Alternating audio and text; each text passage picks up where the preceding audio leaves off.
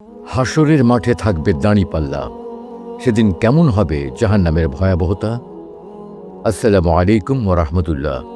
প্রিয় দর্শক, আল্লাহ তাআলা দুনিয়াতে মানুষ ও জিন জাতিকে পাঠিয়েছেন শুধুমাত্র তার ইবাদত করার জন্য। যারা তাঁর ইবাদত করবে তাদেরকে তিনি জান্নাত দেবেন, আর যারা করবে না তাদেরকে জাহান্নামে নিক্ষেপ করবেন। কিয়ামতের দিন সবার বিচার শেষে অপরাধীরা জাহান্নামের ভয়াবহ শাস্তির সম্মুখীন হবে। সেই শাস্তি অত্যন্ত ভয়ঙ্কর, এতই ভয়ঙ্কর পৃথিবীর কোনো মানুষ তা কল্পনাও করতে পারবে না। কারা যাবে জাহান্নামে?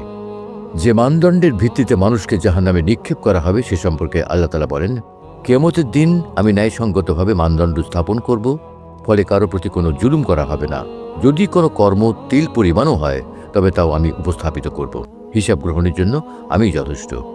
জাহান্নামে কারা জ্বলবে এ ব্যাপারে আল্লাহ তাআলা বলেছেন, যদি আল কোরআনের অনুরূপ কোনো রচনা তৈরি করতে না পারো, অবশ্য তা পারবেও না, তাই ভয় করো সেই আগুনকে যার ইন্ধন হবে মানুষ ও পাথর, যা কাফিরদের জন্য প্রস্তুত করা হয়েছে। জাহান্নামের বর্ণনা দিতে আরেক জায়গায় তিনি বলেন, প্রকৃত ব্যাপার হলো তারা কিয়ামতকে মিথ্যা সাব্যস্ত করেছে, আর যে কেউ কিয়ামতকে মিথ্যা সাব্যস্ত করে আমি তার জন্য প্রজ্বলিত আগুন তৈরি করে রেখেছি। তা যখন দূর থেকে তাদেরকে দেখবে তখন তারা শুনতে পাবে তার ফোঁসফোঁসানি ও গর্জন ধ্বনি। যখন তাদেরকে ভালোভাবে তারা কোনো সংকীর্ণ স্থানে নিক্ষেপ করা হবে তখন তারা মৃত্যুকে ডাকবে। তখন তাদেরকে বলা হবে, আজ তোমরা মৃত্যুকে কেবল একবার ডেকো না, বরং মৃত্যুকে ডাকতে থাকো বারবার। সেদিন তাদের 70 হাত লম্বা বেড়ি গলায় পরানো হবে। বলা হবে, ধরো ওকে এবং ওর গলায় বেড়ি পরিয়ে দাও, তারপর ওকে জাহান্নামে নিক্ষেপ করো। তারপর ওকে এমন শিকলে বেঁধে দাও যার পরিমাণ হবে 70 হাত। রাসূল সাল্লাল্লাহু আলাইহি ওয়াসাল্লাম বলেন, কিয়ামতের দিন জাহান্নামের আগুনের এক মূর্তি বের হবে, যার থাকবে 2টি চোখ, যার দ্বারা সে দর্শন করবে, 2টি কান, যার দ্বারা সে শ্রবণ করবে, এবং যার জিহ্বা থাকবে, যার দ্বারা সে কথাও বলবে।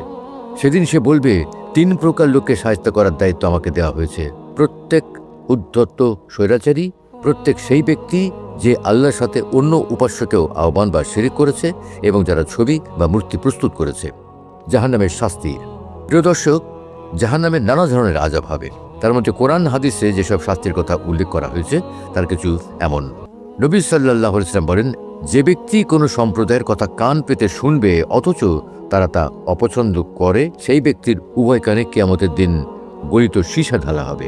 আর যে ব্যক্তি কোনো ছবি বা মূর্তি তৈরি করবে, কিয়ামতে তাকে আযাব দেওয়া হবে, অথবা ওই ছবি বা মূর্তিতে রূহ ফুঁকতে বাধ্য করা হবে, অথচ সে তাতে কখনই সক্ষম হবে না।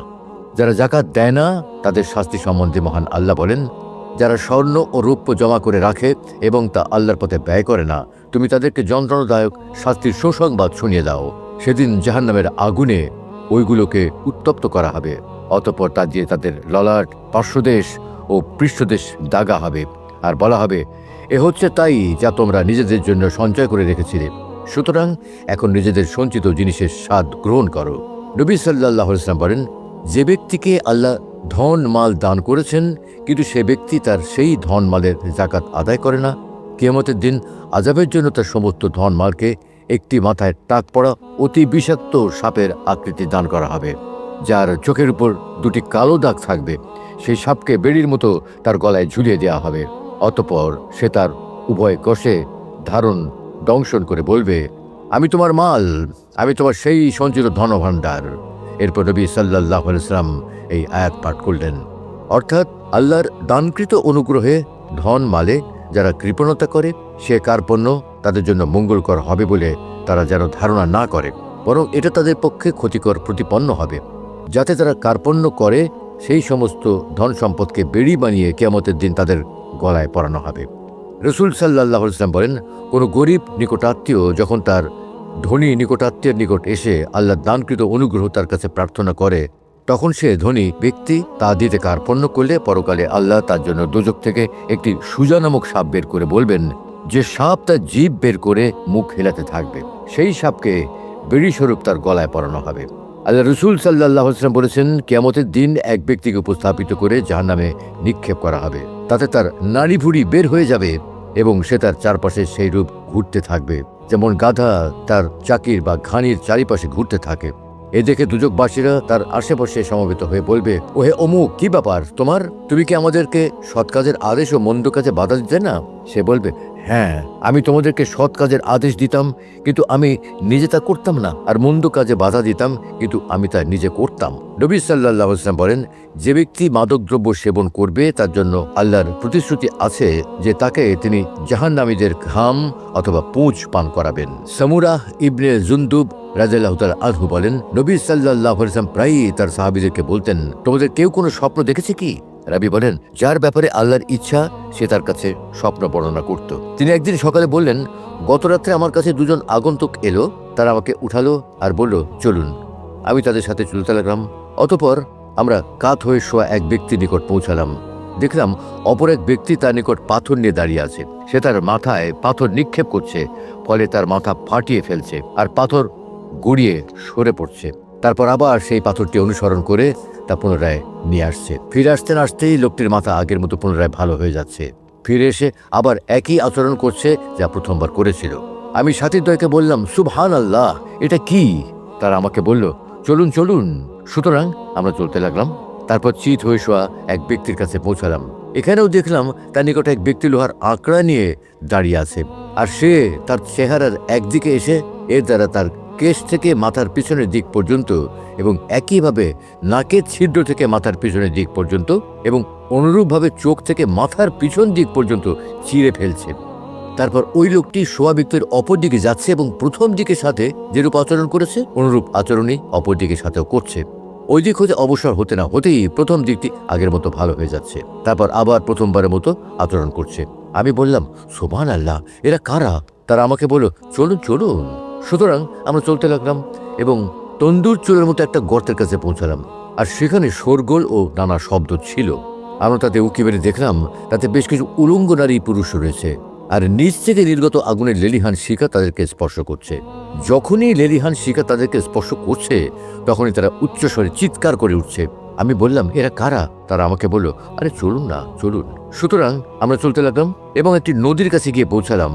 নদীটি ছিল রক্তের মতো লাল, আর দেখলাম সেই নদীতে এক ব্যক্তি সাঁতার কাটছে, আর নদীর তীরে অপর এক ব্যক্তি রয়েছে এবং সে তার কাছে অনেকগুলো পাথর একত্রিত করে রেখেছে। আর ওই সাঁতাররত ব্যক্তি বেশ কিছুক্ষণ সাঁতার কাটার পর সেই ব্যক্তির কাছে ফিরে আসছে যে তার নিকট পাথর একত্রিত করে রেখেছে। সেখানে এসে সে তার সামনে মুখ খুলে দিচ্ছে এবং ওই ব্যক্তি তার মুখে একটা পাথর ঢুকিয়ে দিচ্ছে। তারপর সে চলে গিয়ে আবার সাঁতার কাটছে এবং আবার তার কাছে ফিরে আসছে, আর যখনই ফিরে আসছে তখনই ওই ব্যক্তি তার মুখে পাথর ঢুকিয়ে দিচ্ছে। আমি তাদেরকে জিজ্ঞাসা করলাম, এরা কারা? তারা বলল, চলুন চলুন। সুতরাং আমরা চলতে লাগলাম এবং এমন একজন কুৎসিত ব্যক্তির কাছে এসে পৌঁছালাম যা তোমার দৃষ্টিতে সর্বাধিক কুৎসিত বলে মনে হয়, আর দেখলাম তার নিকট রয়েছে আগুন যা সে জ্বালাচ্ছে ও তার চারিদিকে ছুটে বেড়াচ্ছে। আমি তাদেরকে জিজ্ঞাসা করলাম, ওই লোকটিকে? তারা বলল, চলুন চলুন। সুতরাং আমরা চলতে লাগলাম এবং একটা সবুজ শ্যামল বাগানে এসে উপস্থিত হলাম। সেখানে বসন্তের সব রকমের ফুল রয়েছে, আর বাগানের মাঝে এত বেশি দীর্ঘকায় একজন পুরুষ রয়েছে, আকাশে তার মাথা যেন আমি দেখতেই পাচ্ছিলাম না। আবার দেখলাম তার চারিদিকে এত বেশি পরিমাণ বালক বালিকা রয়েছে, যত বেশি পরিমাণ আর কখনো আমি দেখিনি। আমি তাদেরকে বললাম, উনি কে? এরা কারা? তারা আমাকে বলল, চলুন চলুন।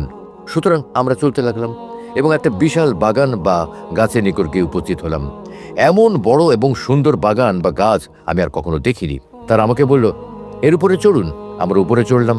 শেষ পর্যন্ত সোনা রূপার ইটের তৈরি একটা শহরে গিয়ে আমরা উপস্থিত হলাম। আমরা শহরের দরজায় পৌঁছালাম এবং দরজা খুলতে লাগলাম। আমাদের জন্য দরজা খুলে দেওয়া হলো।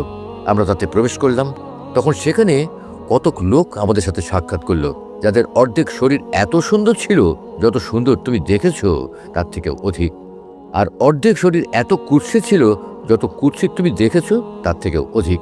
সাথীদ্বয় ওদেরকে বলল, যাও ওই নদীতে গিয়ে নেমে পড়ো। আর সেটা ছিল সুপ্রশস্ত প্রবহমান নদী, তার পানি যেন ধপে ধপে সাদা। ওরা তাতে গিয়ে নেমে পড়ল। অতঃপর ওরা আমাদের কাছে ফিরে এলো।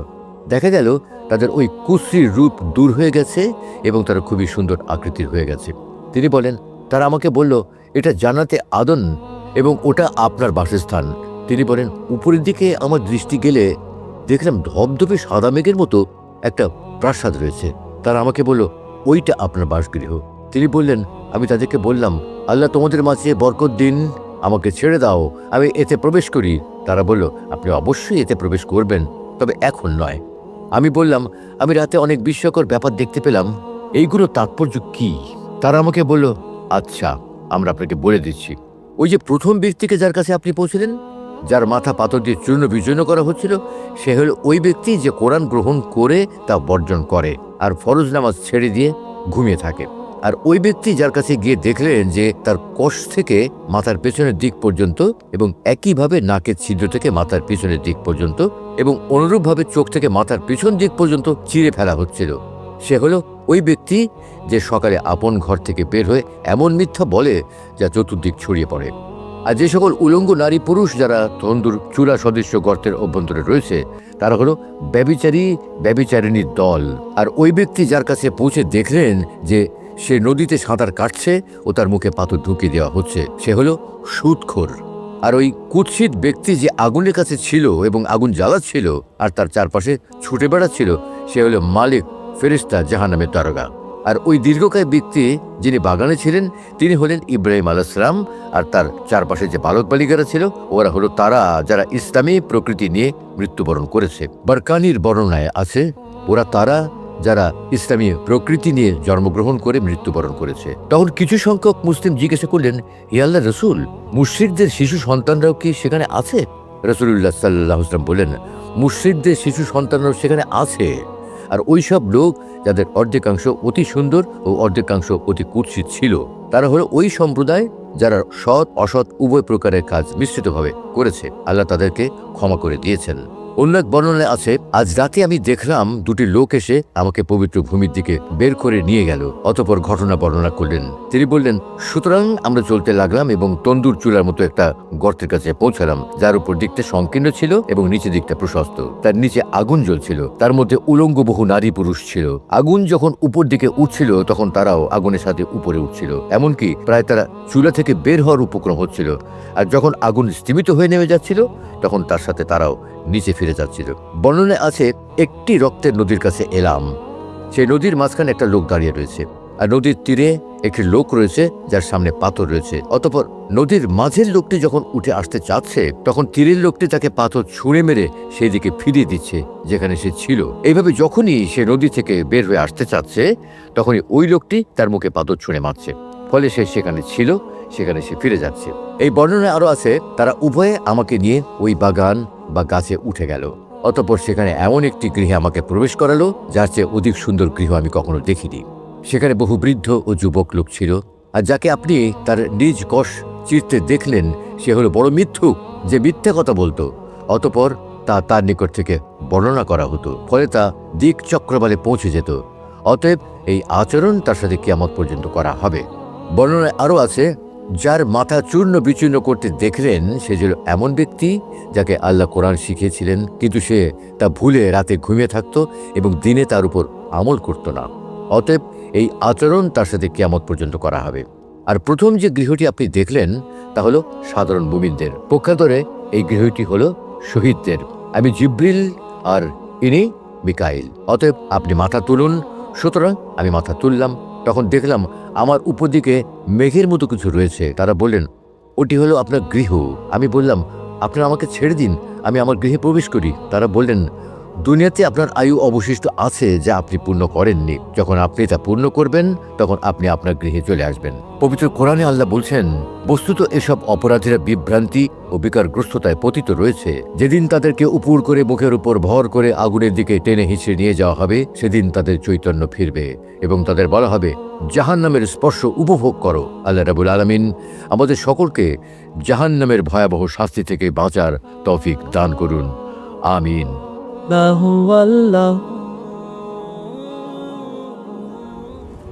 মহাবিশ্ব সৃষ্টির পূর্বে আল্লাহ কি করতেন? কবরের আযাব কি শুধু আত্মার উপরে হবে? ওগো কমলিওয়ালা নবী সাল্লাল্লাহু দোয়া কি মানুষের ভাগ্য পরিবর্তন করতে পারে?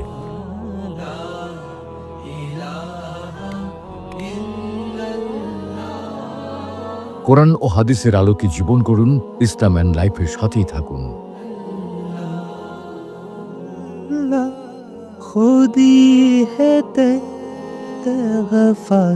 ইসলাম and life, ultimate path of light.